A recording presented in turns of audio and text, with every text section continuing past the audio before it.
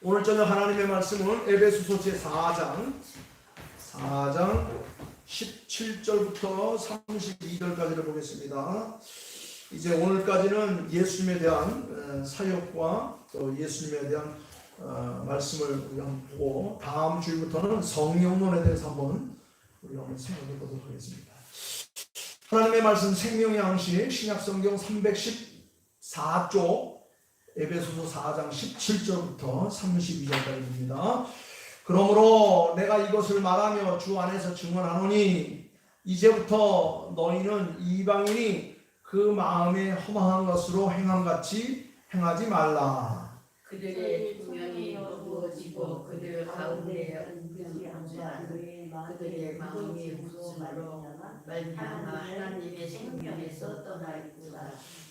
그들이 감각이 없는 자가 되어 자신을 방탕에 방임하여 모든 더러운 것을 욕심으로 행하되 오직 너희는 그리스도를 끝까지 의지 아니하느니라. 진리가 예수 안에 있는 것 같이 너희가 참으로 그에게서 듣고 또한 그 안에서 가르침을 받을진대 너희는 유혹의 욕심을 따라 썩어가는 구습을 따르는 옛사람을 벗어버리고 오직 너희의 심령이 새롭게 되어 하나님을 따라 너희 말씀에 그런즉 거짓을 버리고 각각 그 이웃과 더불어 참된 것을 말하라. 이는 우리가 서로 지체가 됨이라. 눈을 내어도 죄를 짓지 말며 해가지고 눈을 뜨지 말고 마귀에게 틈을 주지 말라. 그토록 가는 자는 다시 여롭게 하지 말고 우리 편은 강한 자에게 그리할 수 있도록 살려주며 순종하는 사람을 행하라.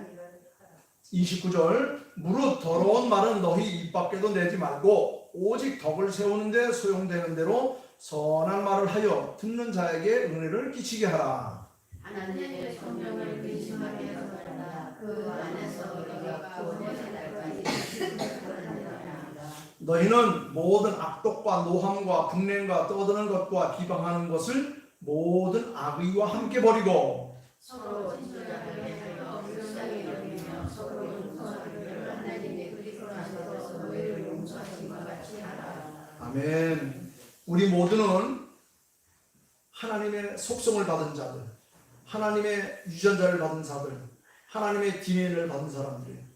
저는 이렇게 우리 그 짐승들을 보면서 어쩜 이렇게 애미를 담나, 기가 막혀요. 애미를 담는 거 보면. 우리 교회에 희민이네 우리 세영 자매들 얼마나 엄마하고 똑같이 생겼어요. 우리 집에 고양이가 새끼를 낳는데 똑같아요. 지 애미가 꼬리가 뭉툭하니까 새끼도 뭉툭하게 나왔어요. 야, 기가 막힙니다. 우리는 하나님의 자녀들이에요. 하나님을 닮아야 되겠죠. 어떤 외형적인 모습만 닮는 게 아니라 하나님의 속성을 닮는 거예요. 오늘 말씀해 보면 하나님의 속성에 대해서 분명히 얘기하고 있어요. 하나님의 속성이 뭐냐? 하나님의 유전자 DNA가 뭐냐? 하나님께서 우리의 형상을 따라 사람을 만들자 그랬어요. 그 형상은 어떤 모양을 말하는 게 아니라 하나님의 속성이에요. 24절 말씀 보니까 하나님의 속성이 기록되어 있어요. 하나님을 따라 의와 진리와 거룩함으로 지으심을 받은 새 사람을 입으라. 하나님의 속성이 뭐냐? 의와 진리와 거룩이. 하나님의 속성. 이것만 담으면 우리는 하나님의 그 자녀로서의 부족함이 없어요. 하나님의 의와 하나님의 진리와 하나님의 거룩함으로 새 사람을 입으라. 우리 한국 교회는 믿음을 굉장히 강조하는 그런 면이 없지 않아 있어요. 그러다 보니까 믿음을 강조하다 보니까 행함이 좀 소요리 한 그런 느낌도 없지 않아 있습니다. 그래서 우리 한국의 모든 교인들은 믿음으로 구원 얻는다 라는 말을 많이 하는 동시에 그래서 신앙면을 굉장히 강조합니다. 신앙. 그런데 그러면서도 우리 신앙인의 우리 믿는 사람들이 지내야 하는 행위에 대해서도 우리가 다소 소홀히 한 면이 없잖아 있습니다. 우리가 믿음이 굉장히 중요해요. 예수를 나의 구주로 믿어 하나님의 백성이 되고 천국 자녀가 된다고 하는 이 믿음이 굉장히 중요한데 여기에 걸맞는 행함이 있어야 돼요. 그 걸맞는 행함을 성경에서 뭐라고 하냐면 성화가정이라고 했어요. 거룩해지는 것. 거룩해지는 것. 그렇습니다. 성화란 뭐냐? 예수를 나의 구주로 믿어 하나님의 백성들이 된 사람들이 이 땅에 사는 날 동안 하나님의 속성을 지니면서 이 땅에서 거룩한 모습으로 살아가는 것. 이걸 성화라고 할 수 있습니다. 좀 더 쉽게 말하면 우리의 죄성을 다 씻어내고 그리고 우리의 죄의 이런 모든 삶에 있던 것들을 날마다 새롭게 변화시키면서 의롭고 바른 행동들을 해나가며 살아가는 것. 이것이 우리에게 필요해요. 예수를 믿어 구원받는 것은 당연한 거예요. 그런데 예수 믿어 구원받았다고 하는 사람들이 하는 일들이 세상 말로 싸가지 없이 한다면 세상 사람들에게 지탄이 될 수밖에 없어요. 세상 사람들은 우리의 선한 행위를 보고 있어요. 그래서 쉽게 하는 말이 어떻게 예수 믿는 사람이 더 깍쟁이 짓을 많이 하고 예수 믿는 사람들이 더 사기치고 예수 믿는 사람들이 저럴 수 있어? 이 이야기는 바로 뭐냐면 예수 믿는 사람들은 당연히 더 거룩한 모습을 보여야 되고 예수 믿는 사람들은 더 선한 일을 행해야 되지 않느냐라고 세상 사람들이 말하는 것처럼 우리가 예수를 믿었다고 한다면 거기에 걸맞는 생활들이 우리에게 필요하다는 거예요. 그게 바로 뭐냐면 성화라는 겁니다. 그게 성화예요. 예수 믿어 구원받아 하나님의 자녀가 되었어요. 이건 하나님의 선행적인 사역으로 말미암아 우리가 이긴 겁니다. 우리의 수고는 하나도 없어요. 하나님의 전적인 수고예요. 하나님의 전적인 계획과 우리 주 예수 그리스도의 공로와 성령의 역사로 말미암아 우리가 구원을 받았지만 이제 구원받은 사람이 세상을 살아갈 때에 어떻게 살아가야 될 것인가? 성화의 과정이 우리에게 필요한 겁니다.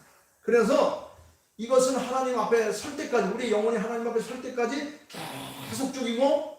계속적인 은혜의 삶이 필요하고 또 우리의 행동들이 필요한 일들이. 그래서 성화란 뭐냐? 성화란 오늘 여기 24절에 있는 말씀과 같이 재창조의 행위라고 말할 수 있어요. 재창조의 행위. 대체로 말하면 이것은 장기적인 과정이 필요해요. 어떻게 보면 이 땅에서 완전히 끝나지 않을 수도 있어요. 아주 어려운 문제입니다. 예수 믿어 구원받은 사람이 성격이 변하냐? 변하지 않아요. 모양이 변하냐? 변하지 않아요. 모양이 변하지 않고 성격이 변하지 않지만 변하라고 노력하고 그 과정 속에 우리를 집어넣어서 계속해서 연마하는 과정들이 필요한 거예요. 그래서 종말론적인 성화의 완전을 우리가 그 목표로 하면서 예수 믿어 구원받은 그 순간부터 하나님 앞에 설 때까지 끊임없는 과정들이 필요한 겁니다. 이게 바로 성화의 과정이에요. 그래서 24절 말씀 보니까 하나님을 따라 의와 진리와 거룩함으로 지으심을 받은 뭐라고 그랬어요? 새 사람을 입으라. 새 사람을 입으라. 제가 늘 얘기하죠. 옛날에 어머니들이 유광단지 깨진 거 마루 밑에 넣어놨는데 고물장사가 그걸 가져가서 용광로에다 팔았더니 그런 것을 담아서 용광로에다 녹여가지고 예쁜 주발을 만들어서 다시 가져왔다 그랬어요. 그 주발이나 용광단지나 그 재료는 똑같아요. 그 속성은 똑같아요. 그런데 이것이 용광로라는 불의 단지에 들어가서 녹아져가지고 예쁘고 깨끗한 아름다운 그릇이 되어 나온 것처럼 우리의 모습은 그대로 있지만 우리의 속성은 그대로 있지만 이것이 예수 그리스도로 말미암아 성령의 역사로 말미암아 하나님의 구원적 사역으로 말미암아 우리의 삶이 변하는 거예요. 어떻게? 하나님의 의와 진리와 거룩함으로 새로운 사람으로 변화되는 거예요. 이것이 바로 성화라는 겁니다. 재창조의 역사가 필요해요. 재창조의 역사가 필요합니다. 그래서 이것은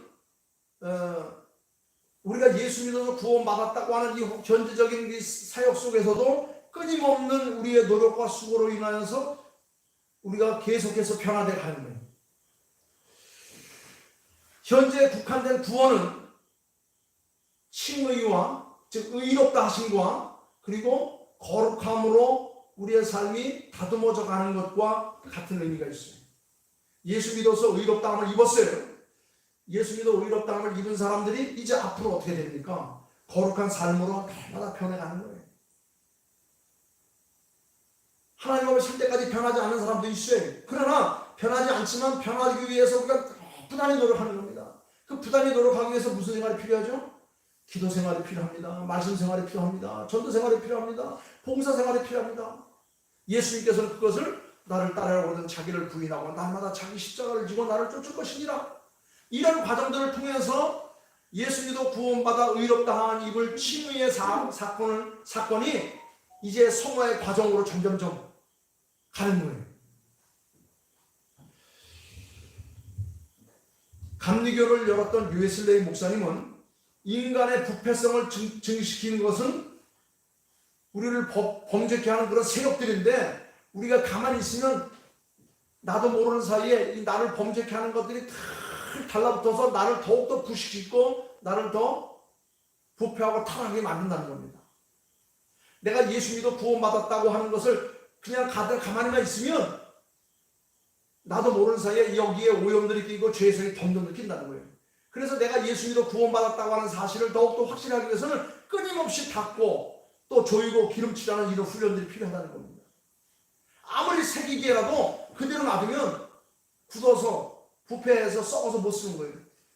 그러니까 그걸 계속 갈고 닦아줘야 되는 겁니다. 그게 바로 뭐냐면 성화의 과정이라는 거예요. 우리는 죄의 책으로부터 씻김을 받은 면을 우리는 칭의라고 그래요. 나의 잘못과 우리 조상 때부터 잘못과 인간의 그 죄성을 말미암아 우리는 영원한 지옥 자식이 될 수밖에 없었는데, 이것을 우리 주 예수 그리스도의 보혈의 피로 우리를 씻어주었어요. 그래서 우리를 의롭다고 하나님께서 불러주었어요. 이게 칭의예요. 그리고 그 부패성을 씻김 받는 것, 이것을 성화라고 하는 겁니다. 여기 아름다운 그릇이 있어요. 깨끗한 그릇이 있어요. 근데 이거 안 쓰고 한 1년만 놔두면 여기에 이끼가 끼고 녹이 슬고 더러워집니다. 이 그릇 자체는 그대로 있지만 여기에 나도 모르게 막 더러운 것이 묻는 거예요. 이거를 씻어내는 과정이 성화의 과정이라는 거예요. 이것이 우리 예수 믿는 사람들에게는 절대적으로 필요한 거예요. 하나님 나라에 이를 때까지 끊임없는 성화의 과정, 연단의 과정. 그래서 우리는 하나님 앞에 나와서 때마다 시마다 나와서 기도하며 신앙생활하며 봉사생활하며 충성생활하는 거예요. 장로교를 열었던 존 칼빈은 뭐라고 하냐면, 칭의와 성화는 동시적인 사건이다. 즉 성화는 그리스도와 연합한 결과로 우리에게 주어지는 아름다운 삶의 모습들이라는 거예요. 내가 예수를 믿어 구원받았다고 한다면 거기에 걸맞는 삶을 살아야 되지 않느냐. 하나님의 자녀다운 삶이 있어야 되지 않느냐. 하나님의 자녀다운 그런 품위와 그런 일격과 그런 자신감과 그런 당당함이 있어야 되지 않느냐.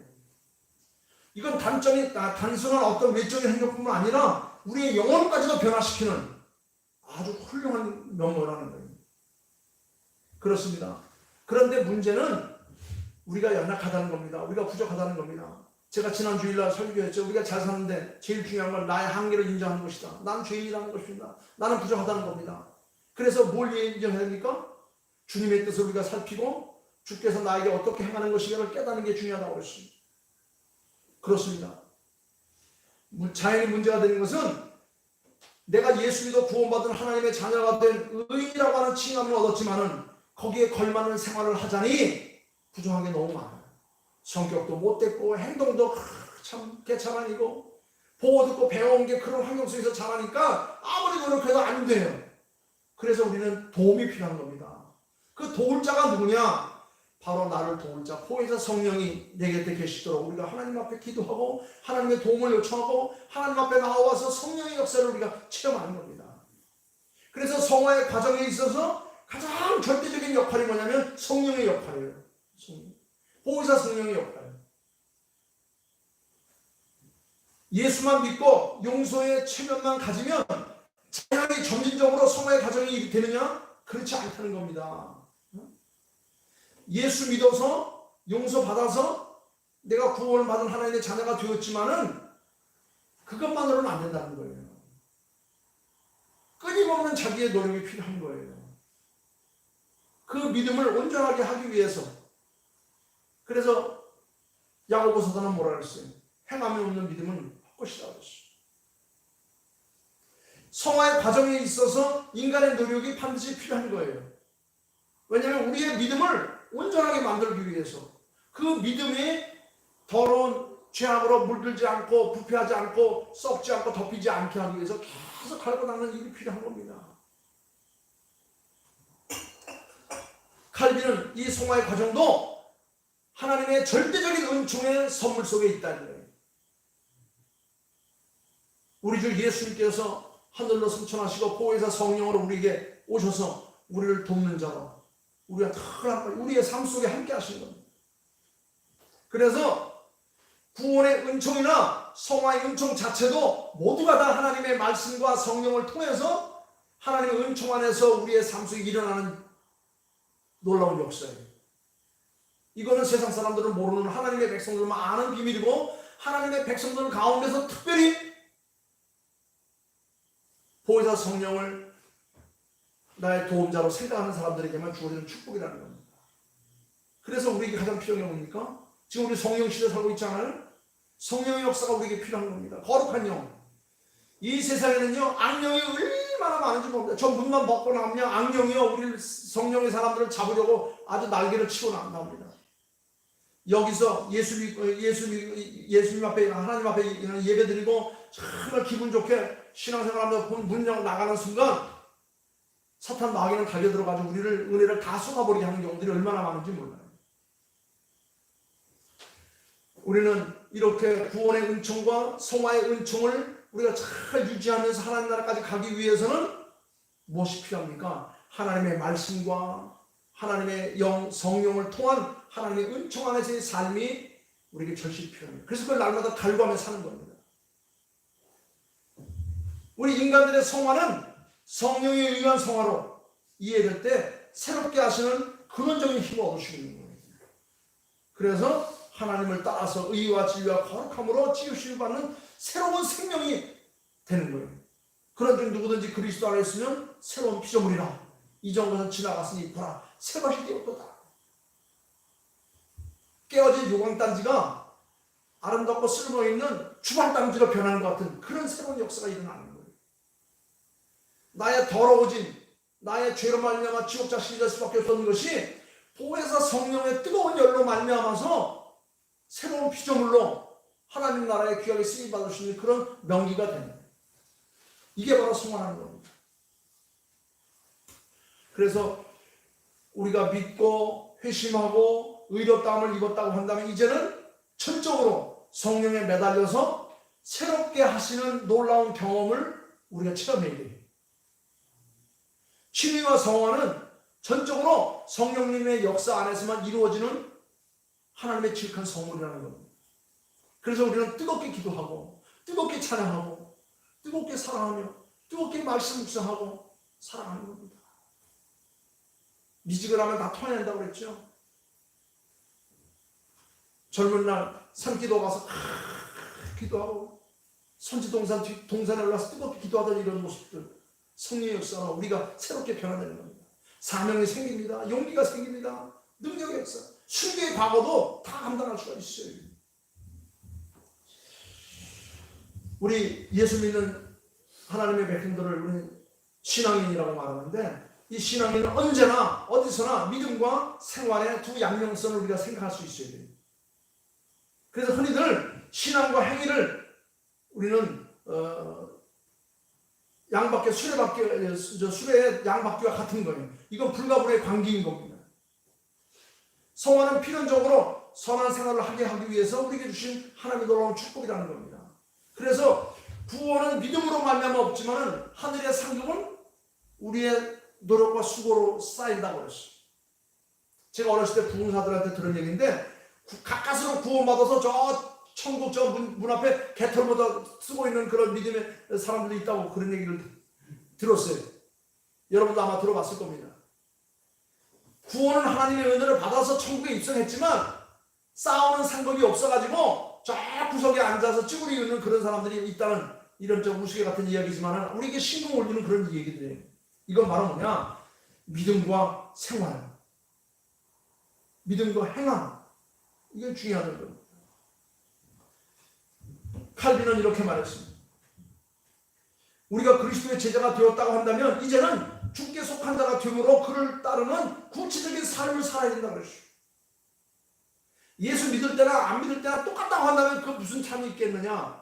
우리가 예수 믿어 구원받은 하나님의 백성이라고 한다면 거기에 걸맞는 그런 행동들을 해야 되지 않겠느냐. 그래서 그 마태복음 16장 24절에 말씀같이 예수님께서 그랬어요. 제자들에게 말하시기를 아무든지 나를 따라오려거든 자기를 부인하고 자기 십자가를 지고 나를 쫓을 것이니라. 이 말씀에 근거하여서 구체적인 삶의 실제를 말하고 있어요. 그래서 오늘 25절부터 마지막 32절까지는 그런 내용을 하는 거예요. 지금 거짓을 버리고 참된 것을 말하며 분을 내어도 죄를 짓지 말고 해가 지도록 품을 품지 말고 마귀에게 틈주지 말고 도적질하는 자는 다시 도적질하지 말고 더러운 말을 하는 자는 입 밖에도 더러운 말 하지 말고 항상 하나님의 선한 일을 하라. 그래서 30절 말씀 하나님의 성령을 근심하게 하지 말라. 모든 악의와 함께 다 버리라. 이 뒤에 25절부터 32절까지는 그 행동하는 이야기, 삶에 어떻게 살아갈 것인가 하는 이야기인 것입니다. 그렇습니다. 자기를 부정하는 삶이 중요한 거예요. 자기 부정이란 뭐냐? 단순한 포기라기보다는 나의 구주를 믿는 예수 그리스도께 나의 주권을 다 돌려드리는 거예요. 그에게 순종하는 겁니다. 그가 주신 말씀을 아멘으로 받고 그 말씀대로 살아가는 삶의 모습을 우리가 보이며 살아가는 거예요. 심지어는 나의 소원과 나의 욕심까지도 다 포기하고 천하 제일의 귀중함까지도 다 주님을 위해서 다 내어놓는 거예요. 바울 사도는 그래서 예수를 알고 난 다음에 이 사실을 알고 난 다음에 하나님의 의와 진리와 거룩함으로 새롭게 변하고 난 다음에 자기의 모든 것을 분토같이 여겼다고 했어요. 다 쏟아버렸다고 말했습니다. 이것이 바로 성화의 삶이에요. 이게 성화. 우리가 알기로 성경은 믿음만을 강조한다고 생각하지만 그렇지 않아요. 특별히 히브리서나 로마서가 믿음을 강조하는 책들이라고 한다면 행위를 강조하는 서신은 야고보라고 말할 수 있고 예수님께서 하신 말씀 한마디 한마디는 바로 우리 행위를 강조하시는 그런 말씀들이 얼마나 많은지 몰라요. 오늘 본문에도 25절부터 마지막 절까지는 예수 믿어 구원받은 하나님의 백성들이 이 땅에 살면서 어떤 삶을 살아야 될 것인가, 모든 악은 의와 함께 다 버리라고 그랬어요. 모든 악의는 다 버리라고 그랬습니다. 그렇습니다. 믿음과 행함은 서로 분리된 것이 아니고 하나라는 겁니다. 분명히 인간의 구원은 그리스도를 믿음으로 이루어진 하나님의 선물이고, 그리고 그 믿음으로 구원을 얻는 자는 반드시 선한 행위의 열매를 맺어야 한다는 것이 성경이 우리에게 주장하는 요구예요. 왜냐하면 세상 사람들은 구원받은 사람들의 행위를 읽으려고 하는 거예요. 교회 나가는 사람들의 그 행위를 보고 있어요. 예수 믿는 사람은 뭔가 달라도 달라야 되지 않겠느냐라고 세상 사람들이 그렇게 인식하고 있어요. 예수님께서 그랬어요. 서로 사랑하라. 내가 너희를 사랑할지 너희가 서로 사랑하면 저 세상 사람들이 너희가 바로 나의 제자인 줄을 알리라 그랬어요. 너희의 선한 행함으로 말미암아 저 세상 사람도 구원의 발에 서게 될 것이다 그랬어요. 우리 인간의 궁극적인 구원은 물론 종말론적인 사건입니다만 우리가 살아있는 이 현실 속에서도 구원의 확증은 날마다 성화의 삶으로 변해가는 거예요. 인간의 구원이라는 것은 단순히 칭의에서 끝나는 것이 아닙니다. 반드시 성화를 통하여서 완전에 이르도록 끊임없이 계속해서 성장함으로 완성의 단계까지 가는 겁니다. 언제가 완성입니까? 우리가 하나님 앞에 설 때 완성되는 거예요. 우리가 천국문에 딱 들었으면 우리 주님 또 앞서가신 믿음의 선녀들 우리 부모님들 다 나서가지고 우리를 끌어안을 때 그때 완성되는 거예요. 귀가 따갑도록 얘기했지만 의롭다 하심은 믿음으로 이루어집니다. 그 칭의의 결과로 사랑의 행위를 낳고 이런 사랑의 행위에서 우리가 성화의 삶으로 변해가는 거예요. 즉 거룩한 삶으로 변해갑니다. 거룩한 건 뭡니까? 거룩이라는 건 구별된다는 것이죠. 무엇과 구별됩니까? 세상과 구별되는 거예요. 지옥과 구별되는 겁니다. 사탄, 악령과 구별되는 겁니다. 우리는 성령의 사람들, 거룩한 백성들, 하나님께서 안으시는 백성들. 이것이 바로 성령의 열매. 이 결과가 나타나는 것이. 성령의 열매는 뭡니까? 다 행함이죠. 행함. 믿음을 우리가 행함으로 나타내는 결과들이 다 성령의 열매입니다. 그런데 이것은 결코 인간적인 자력의 구원의 행위가 아니라 이것도 전부가 다 성령의 은혜로 말미암은 결과예요. 아무나 그런 열매 맺을 수 있습니까? 그렇지 않죠. 성령의 역사로 말미암아 우리에게 주어지는 하나님의 은혜로 말미암아 맺어지는 놀라운 은혜인 겁니다. 그렇습니다. 오늘 주신 이 말씀, 우리는 모두가 다 하나님을 따라 의와 진리와 거룩함으로 새롭게 지으심을 받은 하나님의 사람, 예수를 나의 구주로 믿어 새롭게 된 피조물들. 그렇다면 우리는 이제 어떤 삶을 살아야 될 것인가, 어떻게 변화되어 갈 것인가, 오늘 마지막에 25절부터 있는 말씀, 이것을 우리가 실천하며 사는 겁니다. 그것이 바로 성령의 9가지 열매이고, 이것이 바로 우리 주님께서 끊임없이 반복하셨던 그런 말씀들을 삶 속에 실천하는 행동들이에요. 오늘 예수님께서 주시는 이 귀한 말씀들은 하나님의 백성들로서의 아름다운 삶을 어떻게 살 것인가 주신 과제이니 마음속에 간직하며 나무나 더욱더 승리하는 저와 여러분들 될 수 있기를 주의 이름으로 축원합니다. 기도하겠습니다. 아버지 하나님, 감사와 찬양과 영광을 돌립니다. 부족한 저희들 지옥 자식들을 우리 주 예수 그리스도의 공로로 말미암아 구원받아 하나님의 백성으로 의롭다 하셨음을 감사합니다. 그러나 그것으로 끝나는 것이 아니라 이제 구원받은 백성으로서 어떻게 삶을 살아갈 것인가 정말 우리에게 책임이 무겁습니다. 아버지 하나님, 그것을 성화의 과정으로 우리에게 주셨는데 그것조차도 성령님의 도움이 아니고는 이룰 수가 없습니다. 보혜사 성령님 날마다 저희와 함께 하심으로 말미암아 우리가 이 땅에서 성령의 열매를 주렁주렁 맺으며 영원한 천국까지 이룰 수 있도록 인도하여 주시옵소서. 감사하오며 우리의 성화를 이루신 우리 주 예수 그리스도를 받도록 기도하옵나이다. 아멘. 아멘.